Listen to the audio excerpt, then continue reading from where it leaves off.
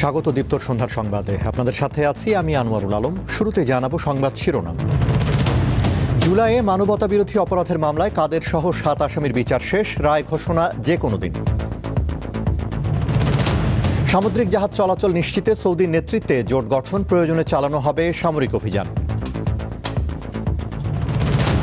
গড় টেস্টের নিয়ন্ত্রণ ভারতের হাতে, তৃতীয় দিন শেষে শ্রীলঙ্কা পিছিয়ে ১৭৮ রানে, সোনাল দিনুশার সেঞ্চুরি।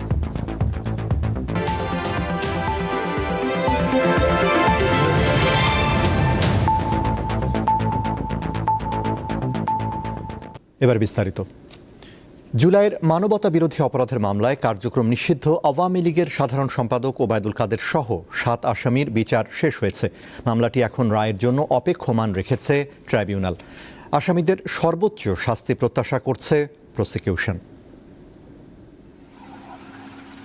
জুলাই গণ অভ্যুত্থান ঘিরে সংঘটিত হত্যাকাণ্ডের ঘটনায় আন্তর্জাতিক অপরাধ ট্রাইব্যুনালে বেশ কয়েকটি মামলার বিচার চলছে। ক্ষমতাচ্যুত প্রধানমন্ত্রী শেখ হাসিনা, তার মন্ত্রিসভার সদস্য, আইন শৃঙ্খলা রক্ষাকারী বাহিনীর সদস্য এবং কার্যক্রম নিষিদ্ধ আওয়ামী লীগের বেশ কয়েকজন নেতা মানবতাবিরোধী অপরাধে অভিযুক্ত। এরই মধ্যে ৬টি মামলার বিচার শেষ হয়েছে। সোমবার আন্তর্জাতিক অপরাধ ট্রাইব্যুনাল ২-এ আরেকটি মামলার বিচার কার্যক্রম শেষ হয়েছে। এতে আসামি ৭ জন। তারা হলেন আওয়ামী লীগ নেতা ওবায়দুল কাদের, বাহাউদ্দিন নাসিম, মোহাম্মদ এ আরাফাত, যুবলীগ নেতা ফজলে শামস পরশ ও মাইনুল হোসেন খান নিখিল এবং ছাত্রলীগ নেতা সাদ্দাম হোসেন ও ওয়ালি আসিফ ইনান। আসামিরা সবাই পলাতক। আমরা দেখিয়েছি যে আন্দোলনকারীদের হাতে ছিল ইট, আন্দোলনকারীদের হাতে ছিল লাঠি। তার এগেইনস্টে আপনি লেথাল ওয়েপন ব্যবহার করে গুলি করে মগজ উড়িয়ে দিবেন, এটা কখনোই প্রপোর্শনেট হতে পারে না। প্রত্যেকটি স্পটেই এই হত্যাকাণ্ড হয়েছে, যার থেকে আমরা ট্রাইব্যুনালে আর্গুমেন্ট করেছি যে এটা হলো ওয়াইড স্প্রেড অ্যান্ড সিস্টেম্যাটিক অ্যাটাকের উৎকৃষ্ট একটি উদাহরণ। আমরা আজকে এই আর্গুমেন্টটাই করেছি যে এই সকল আসামি সর্বোচ্চ শাস্তি পাওয়ার যোগ্য। রাষ্ট্র নিযুক্ত আসামি পক্ষের আইনজীবীরা অভিযুক্তদের নির্দোষ দাবি করে খালাস প্রত্যাশা করেছেন। আসামিদের পক্ষে আমার আর্গুমেন্ট হচ্ছে যে আমার আসামিদের বিরুদ্ধে আনা যত এলিগেশন সব প্রসিকিউশন বিয়ন্ড রিজনেবল ডাউট পর্যন্ত প্রমাণ করতে পারেনি।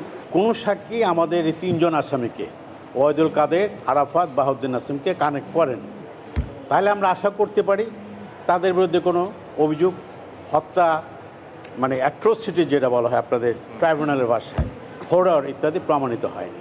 আমি আশা করতেছি খালাস পাওয়ার যোগ্য। এদিকে জুলাই গণ অভ্যুত্থানে উস্কানিমূলক বক্তব্য দেওয়ার অভিযোগে সাংবাদিক শ্যামল দত্ত, মোজাম্মেল বাবু ও ফারজানা রূপাকে ট্রাইব্যুনালে হাজির করার নির্দেশ দিয়েছে আন্তর্জাতিক অপরাধ ট্রাইব্যুনাল ২। তৎকালীন প্রধানমন্ত্রী শেখ হাসিনার গণভবনের একটা সংবাদ সম্মেলনে কয়েকজন সাংবাদিক তাকে প্রশ্ন করার নামে কিছু উস্কানিমূলক বক্তব্য দিয়েছিলেন, যে বক্তব্যের প্রেক্ষিতে শেখ হাসিনা আন্দোলনকারীদেরকে রাজাকার, রাজাকারের বাচ্চা বলেছিলেন, রাজাকারের নাতিপুতি বলেছিলেন। এই ঘটনার প্রেক্ষিতে আজকে ৩ জন ব্যক্তির বিরুদ্ধে প্রোডাকশন ওয়ারেন্ট চাওয়া হয়েছে, যারা বিভিন্ন মামলায় গ্রেফতার ছিলেন। মাহিদুর রহমান, দীপ্ত সংবাদ, ঢাকা। শেখ হাসিনাকে ফিরিয়ে আনতে প্রয়োজনীয় আইনি প্রক্রিয়া শুরু হয়েছে বলে জানালেন আন্তর্জাতিক অপরাধ ট্রাইব্যুনালের চিফ প্রসিকিউটর আমিনুল ইসলাম। আজ সাংবাদিকদের তিনি বলেন, শেখ হাসিনা ভারতে কোন স্ট্যাটাসে আছেন বাংলাদেশ তা জানে না। আমরা আইনি লড়াই করে আনার জন্যই তো ইতিমধ্যে বাংলাদেশ সরকার ভারত সরকারের কাছে তারা আবেদন করেছে। যে আবেদনটা করেছে শেখ হাসিনাকে প্রত্যর্পণ করার জন্য যে আবেদন, এটা একটি আইনি প্রক্রিয়া। সেই আইনি প্রক্রিয়ার মধ্য দিয়ে তাকে আনার জন্য বাংলাদেশ সরকার প্রয়োজনীয় পদক্ষেপ নিয়েছে। ব্যাটারি চালিত রিকশাকে রেজিস্ট্রেশনের আওতায় আনা হচ্ছে, তবে নিবন্ধন পেতে এসব রিকশাকে সৌর বিদ্যুতের মাধ্যমে রিচার্জ করতে হবে বলে জানিয়েছেন স্থানীয় সরকার, পল্লী উন্নয়ন ও সমবায় প্রতিমন্ত্রী মীর শাহে আলম। সোমবার সচিবালয়ে সাংবাদিকদের প্রশ্নের উত্তরে এসব কথা জানান তিনি। আরও বলেন, ঢাকা সিটিতে 8টি আলাদা জোনে আলাদা রঙে চলাচল করবে এসব রিকশা। এক জোনের রিকশা অন্য জোনে যেতে পারবে না। এসব ই রিকশার নিবন্ধন বিআরটিএ দেবে না, সিটি কর্পোরেশন ও পৌরসভা থেকে নিতে হবে। মন্ত্রী জানান, বিধিমালায় নিবন্ধন ও নবায়ন ফি এবং অন্যান্য শর্ত নির্ধারণ করা হবে। 330টি পৌরসভা এবং সারা বাংলাদেশের সমস্ত উপজেলাতেই তারা রেজিস্ট্রেশনের আওতায় আসবে, আইনের আওতায় আসবে এবং নবায়নের আওতায় আসবে। অটো রিক্সাটা বিধিমালাটা হবে তো আগে, বিধিমালাটা হলে বিধিমালা সিটি কর্পোরেশনকে দিলে তখন তো তারা আইনগতভাবে কার্যকরী তারা যেতে পারবে। বাংলাদেশে আল কায়েদার তৎপরতা নিয়ে জাতিসংঘের রিপোর্ট অনুমান নির্ভর বলে মন্তব্য করেছেন স্বরাষ্ট্রমন্ত্রী সালাউদ্দিন আহমদ। এজন্য বিষয়টি সরকার আমলে নিচ্ছে না। দুপুরে সচিবালয়ে সাংবাদিকদের এক প্রশ্নের উত্তরে স্বরাষ্ট্রমন্ত্রী জানান, প্রতিবেদনটি তিনি পড়েননি, তবে পত্রিকার মাধ্যমে জেনেছেন। সরকারের 180 দিনে আইন শৃঙ্খলা পরিস্থিতির উন্নতি হয়েছে উল্লেখ করে তিনি বলেন, জনপ্রত্যাশা পুরোপুরি পূরণের জন্য আরেকটু সময় প্রয়োজন। জ্বালানি সংকট মোকাবেলায় সরকার কাজ করছে বলেও জানান স্বরাষ্ট্রমন্ত্রী। আমি যতটুকু শুনেছি পত্রিকান্তরে, এগুলো আমলে নিচ্ছি না, রিপোর্টও এখনো পড়িনি। তাছাড়া আমি যতটুকু শুনেছি পত্রিকান্তরে, সেটা ওখানে বলা হয়েছে যে তারা একটা এজিউম করেছে আর কি, একটা অনুমান করেছে যে এরকম হতে পারে। তো অনুমান নির্ভর কোনো রিপোর্টের উপর আমরা তো অ্যাকশন করতে পারি না।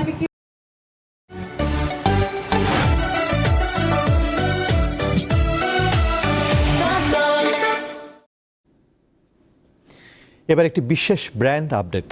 বন্ধুদের জন্য এলো নতুন খবর। আরও স্ট্রং নেটওয়ার্ক আর বেস্ট অফার্স নিয়ে এয়ারটেল এখন সার্কেল। অর্থাৎ বন্ধুদের সঙ্গে কানেক্টেড থাকা, আড্ডা আর যোগাযোগ সব কিছুই এখন আরও সহজ, আরও জমজমাট। আর এই সার্কেলের সবচেয়ে পরিচিত পরিচয় বন্ধুদের সেই 016 নাম্বার। হ্যাঁ, খবরটি একদম নিশ্চিত, বন্ধুদের 016 এখন সার্কেল। বন্ধুদের এয়ারটেল এখন সার্কেল, একই 016 নাম্বার থেকে বেস্ট অফার্স। সুনামগঞ্জে পাহাড়ি ঢল আর বন্যার পর নতুন আতঙ্ক আফাল বা ঢেউ। এর তাণ্ডবে দিশেহারা বিশ্বম্ভরপুর উপজেলার বিভিন্ন গ্রামের মানুষ। অনেকে বাঁশ, বালুর বস্তা ও কচুরিপানা দিয়ে শেষ সম্বলটুকু রক্ষার চেষ্টা করছেন। কেউ আবার নিরাপদ আশ্রয়ের খোঁজে ছুটছেন। বিশাল জলরাশির মাঝে ভাসছে গ্রামগুলো, দেখে মনে হয় যেন ছোট ছোট দ্বীপ। এই চিত্র সুনামগঞ্জ হাওরের। একের পর এক ঢেউ আছড়ে পড়ছে। পাহাড়ি ঢল আর বন্যার পর নতুন আতঙ্কে রয়েছে হাওরের মানুষজন। স্থানীয়রা এমন দুর্যোগের নাম দিয়েছে আফাল। উত্তাল ঢেউয়ের তাণ্ডবে বসতভিটা, রাস্তাঘাট ও গ্রামীণ জনপদের ব্যাপক ক্ষতি হয়। বাতাসের বেগে হাওরের জলরাশিতে তৈরি হওয়া ঢেউয়ে পাড়ের মাটি ক্ষয়ে যায়। সেই সাথে ভেঙে পড়ে কাঁচা ঘরবাড়ি ও বাঁধ, তলিয়ে যায় বিস্তীর্ণ এলাকা। বর্তমানে এই ঢেউ আমরা একবারে গদবান নিতেছি গিয়া। বর্তমানে যে ঢেউ আসে না, ঢেউ আইসা তোমার এই কুল্লা দিয়ে বর্তমানে সুতে আইয়া তোমার বাড়ি ভাঙ্গে ভাঙ্গিয়া মাটি যাইতেছে, ওয়াল এরা মানে আমরা দিতেছি কিন্তু ওয়াল টিকে না। ফাঁক উঠলে পরে মাটিরে কোনটি লান কাটতে নেগা, কাটতে নিলে পরে বাড়ি ঘর আপনার ওয়াল চাল সব বাইবার ডাব্বা ফুরে জায়গা। যদি মনে করেন যে সরকারে এই ফুবের বান্ডা কোনোভাবে বেরি বান্ধার মতো দেওয়া হইতো, তাহলে যেমন আমরা বাহাদুরপুর গ্রাম বাঁচলো না। আমি নিয়ে যাওয়াই না বন দিয়া বান দিয়েছি, বাঁশ পরে তিরপাল দিয়া যা আছে আমরা যেমনই পারছি এমনই রাখছি। এইটা বানে তো ওখানে বাড়ি ভাঙিয়ে নিয়ে থাকা, তখন আমরা এই বন টন দিয়েও তো আমরা রাখতে পারি না। আমরা কিচ্ছু চাই না, আমরা শুধু বেরিবান চাই। আমরা চাও বাচ্চা কেমনে টেকায় রাখতাম, এটাই আমরা ব্যবস্থা চাই। হাওর পাড়ের গ্রামগুলোকে আফালের হাত থেকে রক্ষায় কাজ করছে পানি উন্নয়ন বোর্ড। অস্থায়ী প্রতিরক্ষামূলক কাজ বাস্তবায়ন করছি এবং আমরা বিভিন্ন জায়গায় সার্বক্ষণিক নজরদারি রাখছি, এবং কোনো জায়গায় যদি মানে গুরুত্বপূর্ণ স্থাপনা ক্ষতিগ্রস্ত হয় সেক্ষেত্রে আমরা জরুরি অস্থায়ী প্রতিরক্ষামূলক কাজের ব্যবস্থা গ্রহণ করছি। আফালের আঘাতে ভাঙনের মুখে পড়লে তাৎক্ষণিকভাবে বালির বস্তা ও জিও ব্যাগ ফেলে ভাঙন ঠেকানো হয়। চলতি বর্ষা মৌসুমে সুনামগঞ্জের হাওর অঞ্চলে আফালের আঘাতে ব্যাপক ক্ষয়ক্ষতি হয়েছে, যার ফলে হাজার কোটি টাকার বড় ফসলহানি ঘটেছে এবং হাওর পাড়ের বহু ঘরবাড়ি ও রাস্তাঘাট নদীগর্ভে বিলীন হয়েছে। তাই স্থানীয়দের দাবি, আফালের হাত থেকে হাওরবাসীকে রক্ষায় দ্রুত দীর্ঘস্থায়ী পরিকল্পনা গ্রহণ করা হোক। কামরুন নাহার, দীপ্ত, বার্তাকক্ষ। উন্মুক্ত মঞ্চে দর্শকদের সামনে প্রদর্শিত হলো দীপ্ত টিভির নতুন তুর্কি ড্রামা সিরিজ অনন্ত ভালোবাসা। রাজধানীর রবীন্দ্র সরোবরে ধারাবাহিকটির প্রথম ও দ্বিতীয় পর্বের বিশেষ প্রদর্শনী উপভোগ করেন অসংখ্য দর্শক। সঙ্গে ছিল কুইজ, পুরস্কার আর গানের আয়োজন। আমার কাজ করা জরুরি। তুমি তো আগে থেকেই কাজ করছো। প্রেম, সম্পর্ক আর আবেগের গল্প নিয়ে দর্শকদের জন্য দীপ্ত টিভির নতুন তুর্কি ড্রামা সিরিজ, বাংলায় ডাবিং করা অনন্ত ভালোবাসা। এর তুর্কি নাম কারা সেবদা। রোমান্টিক গল্পের এই ধারাবাহিকের মূল বিষয়বস্তু হলো শ্রেণীগত বৈষম্যের মধ্যে জন্ম নেওয়া এক গভীর কিন্তু করুণ প্রেম। একটা অদৃশ্য দেয়াল তৈরি করে রাখো কেমাল, মানে কথা বলার সময় তুমি একটা দূরত্ব তৈরি করে রাখো। রবিবার রাতে রাজধানীর ধানমন্ডির রবীন্দ্র সরোবরের উন্মুক্ত মঞ্চে নাটকটির বিশেষ প্রদর্শনী দেখতে ভিড় করেন অসংখ্য দর্শক। যেহেতু কোনো খবর আসেনি, তার মানে আশা করে লাভ নেই। বড় পর্দায় ধারাবাহিকটির প্রথম ও দ্বিতীয় পর্ব উপভোগ করেন উপস্থিত দর্শকরা। গল্পের নিখুঁত গাঁথুনি আর চরিত্রগুলোর অভিনয়ে মুগ্ধ হয়ে সময় কাটান তারা। অনেক ভালো লেগেছিল নাটকটা, ফুল তো দেখা হয় না, নিশ্চয়ই দেখবো। আগে সুলতান সুলেমানের অনেক বড় ফ্যান ছিলাম, তো রিসেন্টলি এটা আসলো নাম অনন্ত ভালোবাসা, তো ভালোই লাগতেছে। প্রথম 2 পর্ব দেখলাম। স্টোরিটা খুবই সুন্দর এবং খুব সুন্দরভাবে উপস্থাপন করা হয়েছে জিনিসগুলো। নাটক দেখার পাশাপাশি প্রদর্শনীর ফাঁকে দর্শকদের জন্য ছিল বিশেষ কুইজের আয়োজন। ধারাবাহিকটি থেকে করা প্রশ্নের সঠিক উত্তর দিয়ে পুরস্কার জিতে নেন কয়েকজন সৌভাগ্যবান দর্শক। এমন আবহের সঙ্গে গানের তালে তালে আনন্দে মেতে ওঠেন উপস্থিত দর্শকরা। দর্শকদের এমন সাড়ায় উচ্ছ্বাস প্রকাশ করেন অনন্ত ভালোবাসার কণ্ঠাভিনেতারা। দর্শকের যে রেসপন্স, প্রত্যেকটা সিনের পরপরই দর্শকের হর্ষধ্বনি বা দর্শকের হাসি মুখ বা কষ্ট পাওয়ার মুখ বা উৎসুক চোখগুলো, এগুলো ভীষণ উৎসাহ জাগিয়েছে। অনন্ত ভালোবাসার মধ্যে দেখার মতো অনেক কিছুই আছে এবং ভিন্ন ধর্মী একটা আমাদের ভালোবাসার গল্প, যেটা আমাদের মধ্যে অনেকের মধ্যেই আছে, যেটা আমরা অনেকে প্রকাশ করি না। বিশ্বজুড়ে দর্শকপ্রিয় হওয়া তুর্কি ড্রামা সিরিজ অনন্ত ভালোবাসা 15 আগস্ট থেকে প্রচার শুরু হয়েছে দীপ্ত টিভিতে। শনিবার থেকে বৃহস্পতিবার প্রতিদিন রাত 8:30টায় দীপ্ত টিভি, দীপ্ত প্লে এবং দীপ্ত টিভির ডিজিটাল প্ল্যাটফর্মে দেখা যাচ্ছে ধারাবাহিকটি। জহিরুল মোহসান, দীপ্ত সংবাদ, ঢাকা। আন্তর্জাতিক। সৌদি আরবের নেতৃত্বে গঠিত লোহিত সাগর প্রতিরক্ষা জোটের তালিকায় রয়েছে 13 দেশের নাম। যুক্তরাষ্ট্র ইরান যুদ্ধে পশ্চিম এশিয়ায় চলমান উত্তেজনার মধ্যে জোটটি আসলে কি কাজে আসবে তা নিয়ে দেখা দিয়েছে প্রশ্ন। যুক্তরাষ্ট্র ইরান যুদ্ধে কার্যত বন্ধ রয়েছে হরমুজ প্রণালী। এই যুদ্ধের আঁচ গিয়ে লেগেছে বাবেল মান্দেব প্রণালীতেও। ইরান সমর্থিত ইয়েমেনের হুতি বিদ্রোহীদের হামলার মাত্রা বাড়তে থাকায় বিশ্ববাজারে জ্বালানি সংকট তীব্র থেকে তীব্রতর হওয়ার শঙ্কা বাড়ছে। এমনকি অঞ্চলটির জ্বালানি নির্ভর অর্থনীতিও বেশ ঝুঁকিতে। ঠিক এমন সময় এসে বাংলাদেশ সহ 13টি দেশকে সঙ্গে নিয়ে সৌদি আরবের করা নৌ প্রতিরক্ষা জোট নিয়ে চলছে চুলচেরা বিশ্লেষণ। 30 July multinational maritime defence alliance নামে গঠিত জোটের কমান্ডার সৌদি আরবের রিয়ার অ্যাডমিরাল আবদুল্লাহ বিন সালেম আল শেহেরি। দেশটির প্রতিরক্ষা মন্ত্রণালয় জানায় 15টি দেশ জোট গঠনের যৌথ ঘোষণাপত্রে সই করলেও এর মধ্যে 13টি দেশ সদস্যপদ চূড়ান্ত করেছে। এই মুহূর্তে সবচেয়ে বড় প্রশ্ন হলো সৌদি আরবের নেতৃত্বে গঠিত এই নৌ প্রতিরক্ষা জোট আসলে কি কাজে আসবে এবং এর রূপরেখায় কি কি রয়েছে। এক্ষেত্রে জানা গেছে এই জোটের প্রধান লক্ষ্য হলো লোহিত সাগর, এডেন উপসাগর ও বাবেল মান্দেব প্রণালী দিয়ে চলাচল করা বাণিজ্যিক জাহাজগুলোর নিরাপত্তা নিশ্চিত করা। এছাড়া গোয়েন্দা তথ্য বিনিময়, যৌথ সামরিক পরিকল্পনা তৈরি, নৌ মহড়া ও প্রশিক্ষণ, প্রয়োজনে যৌথ নৌ অভিযান পরিচালনারও পরিকল্পনা রয়েছে। সৌদি আরবের লোহিত সাগর প্রতিরক্ষা জোটে বাংলাদেশের যোগ দেওয়ার অর্থ কী? এর মধ্য দিয়ে কতটা লাভবান হবে ঢাকা? এমন প্রশ্ন জনমনে ঘুরপাক খাচ্ছে। জানা গেছে 1990 সালের উপসাগরীয় যুদ্ধেও সৌদি আরবকে সহযোগিতায় সেনা পাঠিয়েছিল বাংলাদেশ। এবার নতুন জোটে যোগ দেওয়ার মধ্য দিয়ে বাংলাদেশের নৌ সক্ষমতা বাড়তে পারে। এছাড়া রপ্তানি বাজার ও জনশক্তি রপ্তানির সুযোগ বাড়ার সম্ভাবনা আছে। আর বাবেল মান্দেব প্রণালী ঝুঁকিমুক্ত থাকলে বাংলাদেশের বাণিজ্যিক জাহাজগুলোও থাকবে নিরাপদ। এসব লাভের বিষয়গুলো সামনে আসলেও তেহরানের সঙ্গে ঢাকার সুসম্পর্কে কোনো ভাটা পড়বে কিনা তা নিয়েও চলছে চুলচেরা বিশ্লেষণ।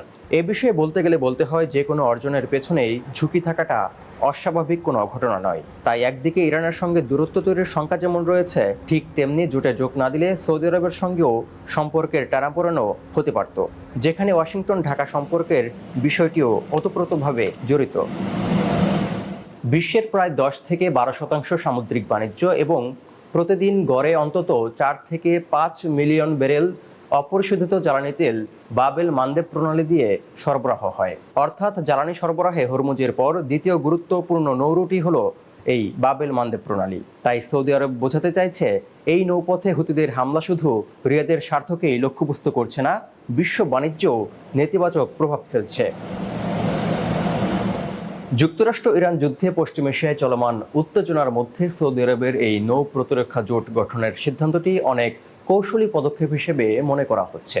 তবে অঙ্গীকার অনুযায়ী সদস্য দেশগুলোর নৌ নিরাপত্তা নিশ্চিতের উপরই এই জোটের সফলতা ব্যর্থতা নির্ভর করছে বলে মনে করছেন বিশ্লেষকরা। তৌহিদুর রহমান, দীপ্ত, বার্তাকক্ষ। খেলার খবর। গল টেস্টে ভারতের চেয়ে 178 রানে পিছিয়ে থেকে তৃতীয় দিনের খেলা শেষ করেছে শ্রীলঙ্কা। 9 উইকেটে 460 রান নিয়ে তৃতীয় দিনের খেলা শুরু করা ভারত তাদের প্রথম ইনিংস থামে 462 রানে। সর্বোচ্চ 167 রান করেন দেবদূত পার্ডিক্যাল। এছাড়াও লোকেশ রাহুল 82, ধ্রুব জুরেল খেলেন 51 রানের ইনিংস। শ্রীলঙ্কার স্পিনার প্রভাত জয়সূরিয়া 4টি এবং কেশারা নয়ান্তা শিকার করেন 3 উইকেট। জবাবে নাইট ওয়াচ হিসেবে নেমে ক্রিজে নেমে সোনাল দিনুশা হাঁকান ক্যারিয়ারের প্রথম শতক। নিরোশান ডিকওয়েলা ক্যারিয়ারের 23তম অর্ধশতক করে ফেরেন 80 রান করে। বাকি ব্যাটাররা কেউ ভালো কোনো ইনিংস খেলতে না পারায় নিজেদের প্রথম ইনিংসে 284 রানে থামে স্বাগতিকরা।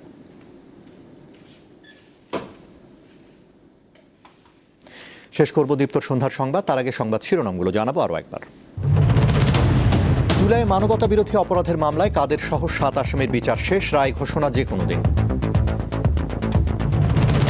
সামুদ্রিক জাহাজ চলাচল নিশ্চিতে সৌদির নেতৃত্বে জোট গঠন, প্রয়োজনে চালানো হবে সামরিক অভিযান।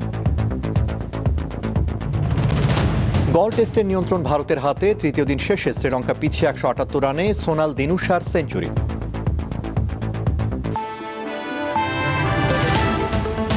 এই ছিল এখনকার মতো। আমাদের পরবর্তী দীপ্ত সংবাদ রাত 11টায় দেখার আমন্ত্রণ। এছাড়া আরও তথ্য বিনোদনের খবর পেতে যুক্ত থাকুন দীপ্ত টিভির ডিজিটাল প্ল্যাটফর্মগুলোতে। ধন্যবাদ।